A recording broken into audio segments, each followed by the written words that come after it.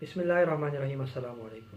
قائد جمعیت حضرت مولانا فضل الرحمان صاحب نے جب سے موجودہ ناجائز حکومت کے خلاف طبل جنگ بجاتے ہوئے آزادی مارچ اسلام آباد کا اعلان کیا ہے، تب سے حکومت نت نئے پروپیگنڈوں کے ذریعے سے مولانا کا راستہ روکنے کی بھرپور کوشش کر رہی ہے۔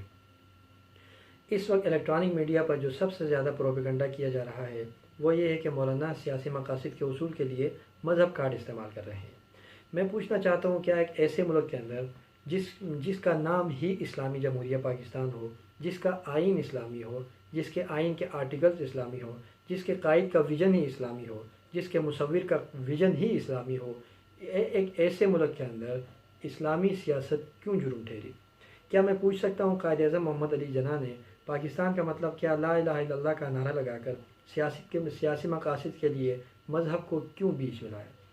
اگر قائد اعظم محمد علی جناح کا پاکستان کے اصول کی سیاست میں، اس جدوجہد میں مذہب کارڈ کا استعمال جائز تھا تو اب یہ کیوں ناجائز ہے؟ اگر آپ یہ سوال اٹھاتے ہیں کہ اس وقت مذہب کو کون سے خطرات لاحق ہیں کہ آپ کو مذہب کارڈ استعمال کرنے کی ضرورت پڑی، تو میں پوچھنا یہ چاہتا ہوں کہ ابھی جو اپوزیشن اتحادی جماعتوں نے یہ اعلان کیا کہ ہم اسلام آباد آزادی مارچ میں آئین کی بالادستی کو سر فہرست رکھیں گے۔ ابھی گزشتہ دنوں سابق وزیر داخلہ حسن اقبال صاحب نے بھی اعلان کیا کہ ہم آئین کی بالادستی کو سر فہرست رکھیں گے، اور اس پر ہم اتفاق کر چکے ہیں۔ آپ نے مسلم لیگ سے پوچھا کہ آپ آئین کی بالادستی کا مطالبہ کیوں کر رہے ہیں، اس وقت آئین کو کون سے خطرات لاحق ہیں؟ آپ نے پیپل پارٹی سے پوچھا کہ آئین کو کون سے خطرات لاحق ہیں؟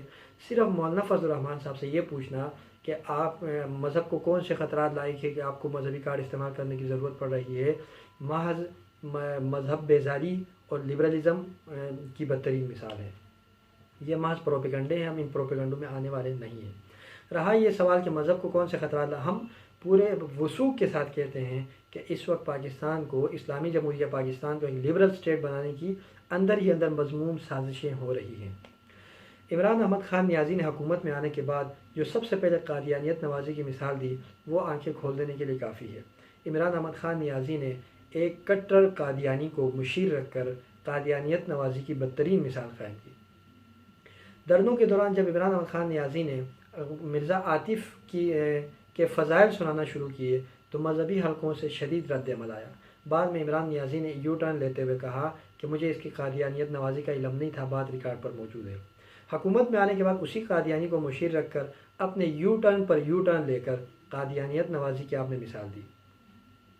بعد میں اگرچہ شدید عوامی دباؤ پر اس کو ہٹایا تو گیا، لیکن اس کو ہٹانے سے پہلے تک جو آپ دلائل دیتے رہے وہ آپ کے اندر آپ کے مذموم مقاصد کی عکاسی کرتے ہیں۔ اچھا، وہ جو آپ نے عاطف قادیانی کے ساتھ ایک کمیٹی بنائی تھی، 20-22 بندے اس میں تھے، قادیانی عاطف کو وہاں سے نکالنے کے بعد وہ کمیٹی کہاں گئی؟ ایک عاطف قادیانی ہی ایکسپرٹ تھا کہ اس کو نکالتے ہی آپ کی کمیٹی ختم ہو گئی۔ کوئی ایک اس کمیٹی کی آپ میٹنگ بتا دیں کہ عاطف قادیانی کو نکالنے کے بعد ان 22 لوگوں نے میٹنگ کی ہو۔ معلوم یہ ہوا کہ وہ پوری کی پوری میٹنگ قادیانی کو نوازنے کے لیے تھی۔ اس کے علاوہ آپ آسیہ مسیح کا مسئلہ دیکھ لیں۔ آسیہ مسیح کو کس طرح راتوں رات ٹرائل کر کے آپ نے اس کا فیصلہ سنا دیا اور ملک سے اس کو نکلوا دیا، حالانکہ پوری قوم سراپا احتجاج تھی، اس کے باوجود اس کو رہا کروایا گیا۔ جو لوگ یہ کہتے ہیں کہ یہ حکومت کا فیصلہ نہیں ہے بلکہ عدلیہ کا فیصلہ ہے، تو میں یہ پوچھنا چاہتا ہوں کہ امریکہ میں انٹرویو دیتے ہوئے عمران احمد خان نیازی نے اس کا کریڈٹ کیوں لیا؟ یہ کیوں کہا کہ ہم نے شدید ترین عوامی دباؤ کے باوجود آسیہ کو رہا کروایا؟ اگر عمران خان نیازی نے یہ کام نہیں کروایا، حکومت عدلیہ کے ساتھ حکومت کا گٹھ جوڑ نہیں تھا، تو اس کا کریڈٹ لینے کی کیا ضرورت تھی؟ اس کے علاوہ آپ دیکھ لیں کرتارپور راہداری، خود انڈیا کے اندر سے اس کے خلاف آوازیں اٹھائی جا رہی ہیں۔ انڈیا حکومت اس پر راضی نہیں ہے، اس کے باوجود آپ نے سکھوں کے کندھے پر بندوق رکھ کے قادیانیوں کو نوازنے کے لیے کرتارپور راہداری آپ نے کھولے اور وہاں پر آپ سبسڈی دے رہے ہیں۔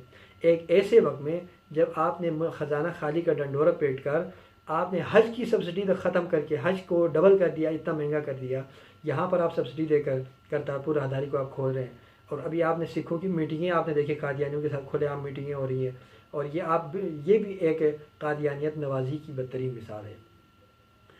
اس کے علاوہ آپ دیکھ لیں کہ ملک کی تاریخ میں پہلی بار آپ کے حکومت کی ایک منتخب ممبر نے اسمبلی فلور پر کھڑے ہو کر کہا کہ ہمیں چاہیے کہ ہم اسرائیل کو تسلیم کریں، اور بیت المقدس کو انہوں نے موصوفہ نے یہودیوں کی مقدس جگہ بتائی، حالانکہ پاکستان کی ریاستی پالیسی یہ ہے کہ اسرائیل کو ہم کبھی بھی تسلیم نہیں کریں گے۔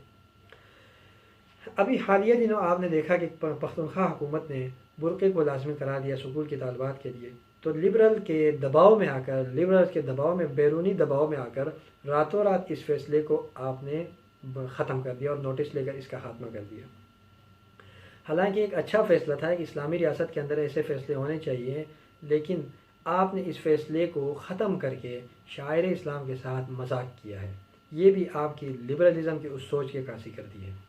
تو یہ وہ تمام چیزیں، اس کے علاوہ بے شمار چیزیں ہیں جو باقاعدہ مذہب کے ساتھ اٹیچ ہیں، اور وہ ان کا تعلق مذہب کے ساتھ ہے۔ تو لہٰذا ہم یہ سمجھتے ہیں کہ اس وقت ملک کو مذہبی حوالے سے شدید خطرات لاحق ہیں، تو ہم بھرپور طریقے سے مذہب کارڈ کو استعمال کریں گے، اور مذہب کارڈ کو استعمال کر کے ہم ملک کو لبرلزم کی طرف جانے سے روکیں گے، اور بھرپور طریقے سے جس طرح ہم نے ملک بنانے میں کردار ادا کیا تھا، اس ملک کو بچانے میں بھی ہم کردار ادا کریں گے۔ اللہ اس ملک کی حفاظت فرمائے۔ والسلام۔